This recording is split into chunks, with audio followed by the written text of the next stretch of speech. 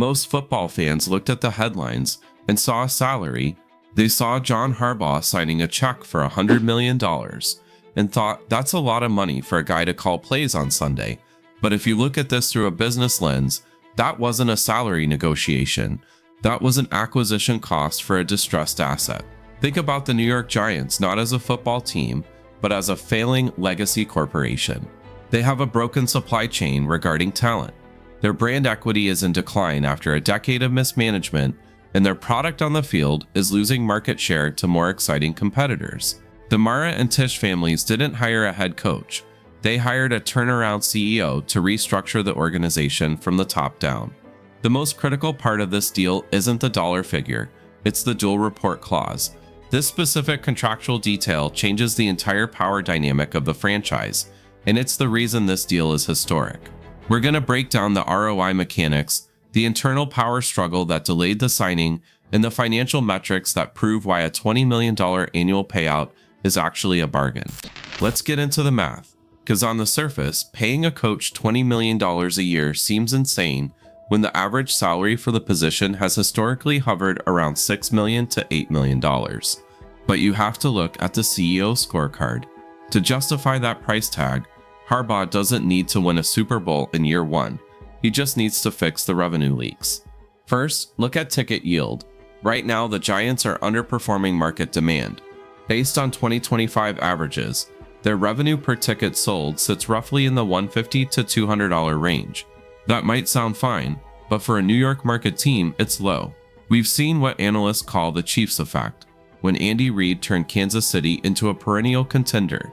Ticket yields didn't just inch up, they spiked by 20% to 30% post-Super Bowl runs.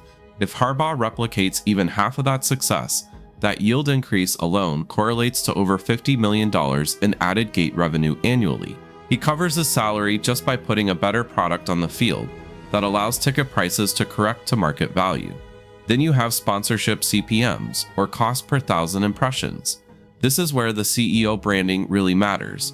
Right now, the Giants are likely averaging sponsorship deals with CPMs in the $50 to $100 range, but premium leadership attracts premium brands. Blue chip advertisers pay for association with excellence. With Harbaugh's pedigree, the Giants can push those CPMs toward the $150 to $200 range. According to data from Sponsor United, the NFL sponsorship pool hit $2.49 billion recently. A team that moves from dysfunctional loser to stable contender captures a significantly larger slice of that pie. Finally, consider the franchise valuation itself.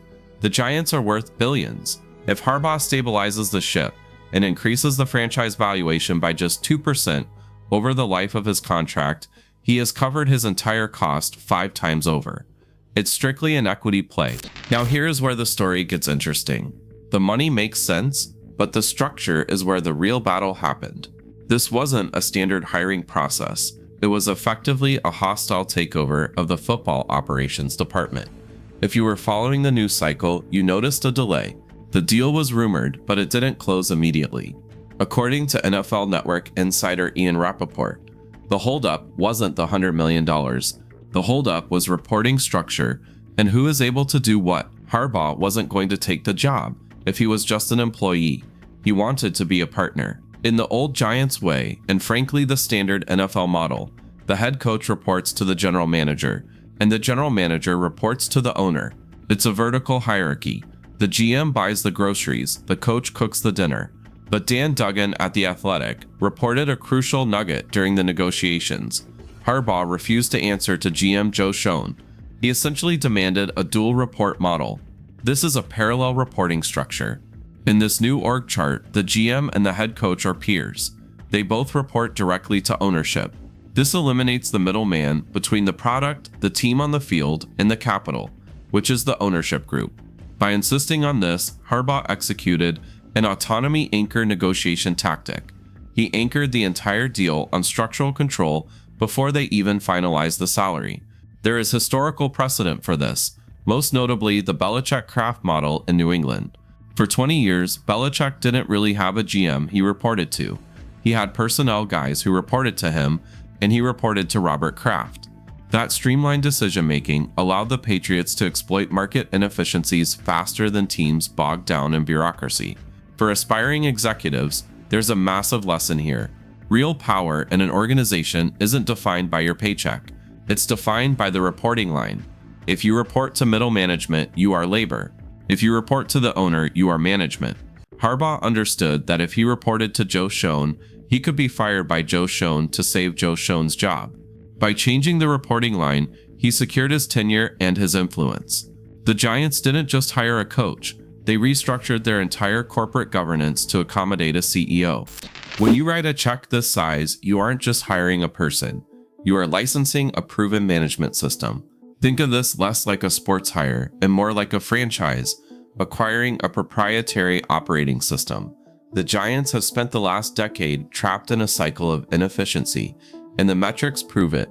If you analyze cost per win, total football spending divided by victories, the Giants have been running one of the most bloated operations in the league, often exceeding $10 million per win due to dead cap hits from cut players and buyouts for fired coaches.